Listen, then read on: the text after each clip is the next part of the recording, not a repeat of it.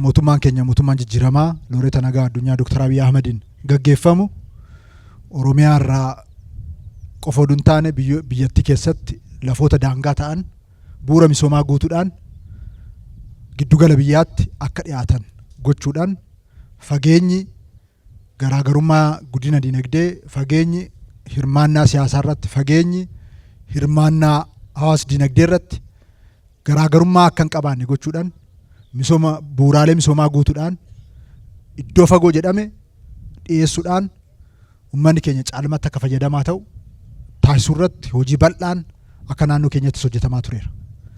Keessattuu bu'uurri misoomaa kun asitti hojjetamuun isaa Booranni lafa fagoo osoo hin taane giddugala biyyaa akka ta'u, garaagarummaan Booranaa fi Finfinnee sa'aatii tokko qofa akka taatu mootummaan keenya godhee jira jechaadha. Baga gammaddan isinin jechuun barbaada. Kun siyaasa irratti, dinagdee fi hawaasummaa irratti hiikoon inni qabu olaanaadha. Dhaloota amma jiru kanaafis dhaloota dhufuufis karaa guddaa saaqee jira. Ammaan booda Itoophiyaa keessatti, Oromiyaa keessatti warri dhiyoo fi warri fagoo jedhaman hin jiran jechaadha. Hunduu dhiyoodhaa, hunduu giddugaleessaa, hunduu murteessaadhaa, hunduu abbaa biyyaati, hunduu abbaa hireeti. Sirni keenya kana godhee jira.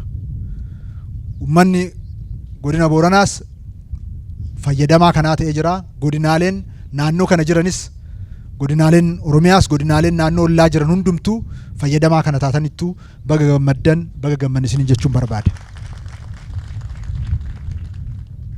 Mootummaan keenya sabboonummaa haasaadhaan oduu hin taane gochaan uummata keenya fayyadamaa gochuudhaan agarsiisaa jira.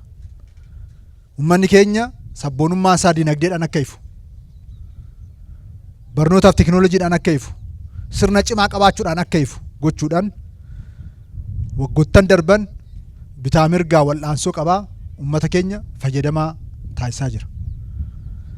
Mootummaa haasaadhaan jetteedhaan akka qaamoleen tokko tokko nu keessaa bahan diina jalatti hiriiranii diinaaf keettoo ta'anii hojjechaa jiranitti oduu hin taane uummatatti of kennuudhaan, uummata keessa jiraachuudhaan, uummata faana qormaata jiru hunda darbuudhaan uummanni keenya gama kanaan hundaan abbaa injifannoo akka ta'u gochaa jira.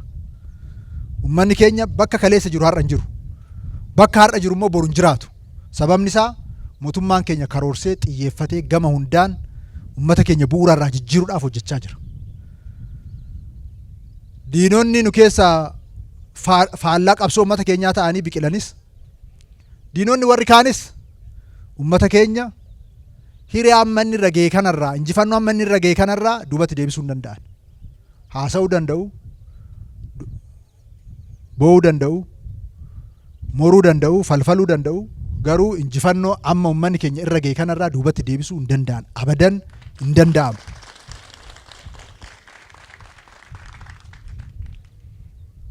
Booranatti wanta har'a hojjetame kun, wanta har'a itti aanaa muummeen keenya obbo Tamasgen Xurunneen nuuf eebbisan kun calaqqee hojiiwwan keenya keessaa isa tokkodha. Injifannoon gama hundaan jalqabame cimeetti fufaa. Uummanni keenyas gahee bakka hin bu'amne taphachaa jira.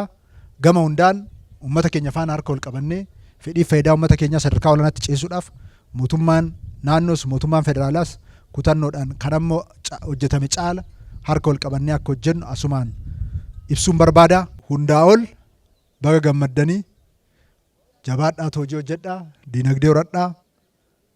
Amma giddugalli biyyaas taatanii jirtu waan ta'eef jabaattanii diinagdee keessan jijjiiruudhaaf jabaattanii halkanii guyyaa akka hojjettan hiree amma argame kanatti akka sirriitti gargaaramtan asumaan isin jajjabeessuun barbaada. Galatoomaa ulfaadhaa.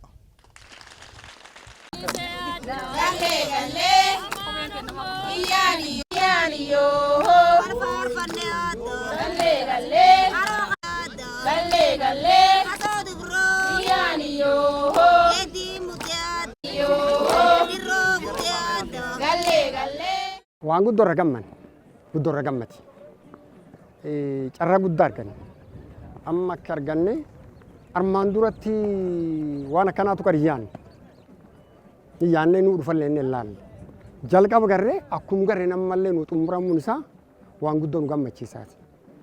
Maan jennaan amma yoo inni asitti nu banamee amma nu eebbame yoo armaa Finfinnee yaan yoo armaa Naayiroobii yaan fuula feenu hojjaa yaane karaa namaa gabaabsaa beelaa dheebuullee namaa gabaabsaa waan guddoo dansaa jenna.